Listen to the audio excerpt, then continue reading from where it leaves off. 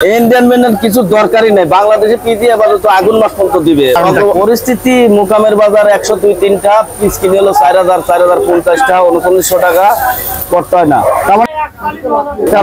একদম বেশি একদম কোনো তালে পড়তেছে না, লসের পাখি বেশি। ব্যবসা বাণিজ্য তেমন একটা দুটি হচ্ছে না ভাই, হচ্ছে না। প্রিয় দর্শক, ব্যবসা পরিস্থিতি তেমন একটা ভালো চলছে না।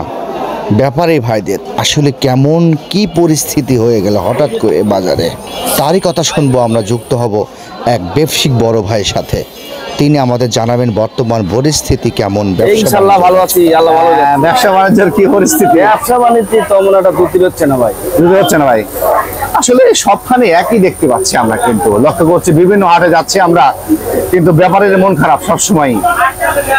আসলে পরিস্থিতি হঠাৎ করে এমন হলো, কারণটা পরিস্থিতি মোকামের বাজার 102-3টা পিস কিনে হলো 4000 4050টা 3900 টাকা করতে হয় না। তার মানে ওই দাম পড়েই যাচ্ছে, ওই দামের বেশিই পড়ে যাচ্ছে।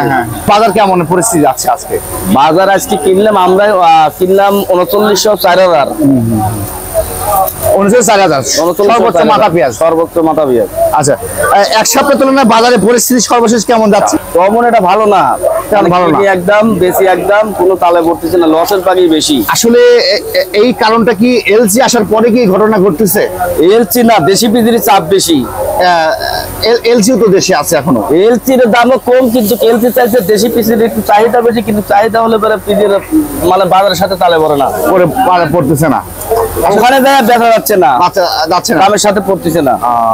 এখনো পেঁয়াজ আছে, প্রচুর পেঁয়াজ আছে, প্রচুর পেঁয়াজ। এই সিজন চলে যাবে। ইন্ডিয়ান মেনের কিছু দরকারই নাই। বাংলাদেশে পিজি আপাতত আগুন মাস পর্যন্ত দিবে, কাতি মাস অগ্র মাস পর্যন্ত দিবে না।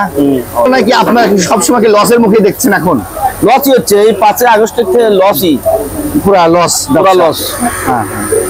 এই আজকে যে পাতা আমাদের দেখতে পুরো মাথা পেঁয়াজ আপনি কিনেন, আসলে এই পেঁয়াজটা আজকে বাজারটা অনুযায়ী ঢাকাতে কেমন আপনার মহাজনরা বলছে? আছে বাজারটা 3 টাকা বাজার বলছে, 2 টাকা 3 টাকা আজকের বাজারটা। 2 টাকা 3 টাকা। আচ্ছা, কত মন কিনলেন টোটাল?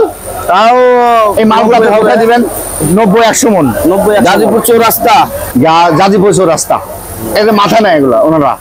ওনারা মাথা বিক্রি করে। আচ্ছা,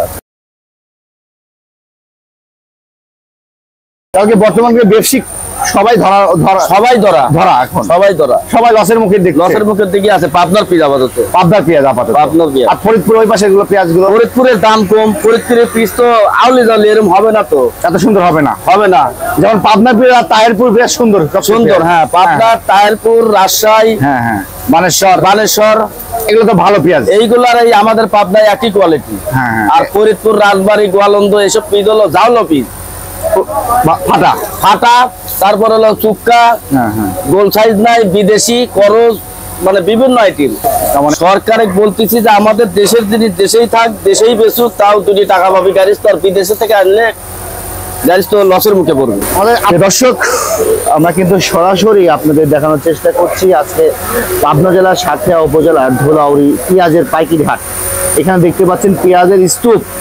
আজকে বাজারটা কিন্তু সকাল থেকেই কিন্তু বাজারটা লাস্ট মৌসুম কিন্তু এখন আস্তে আস্তে হয়ে যাচ্ছে। আজকে বাজারও কিন্তু ভালো ছিল, 3950 ছিল আজকে হাইস্ট বাজার। 4000 টাকাও আছে আজকে বাজার, সর্বোচ্চ বাজার 4000 টাকাও ছিল। ধুলাউড়ি হাট, সাথিয়া, পাবনা। আপনাদের হাটের বাজারে কি পরিস্থিতি সেটা কিন্তু আপনারা জানিয়ে দিবেন কমেন্ট বক্সে। আমরা আজকের মতো এখানে বিদায় নেব। সবাই ভালো থাকবেন, সুস্থ থাকবেন। আল্লাহ হাফেজ।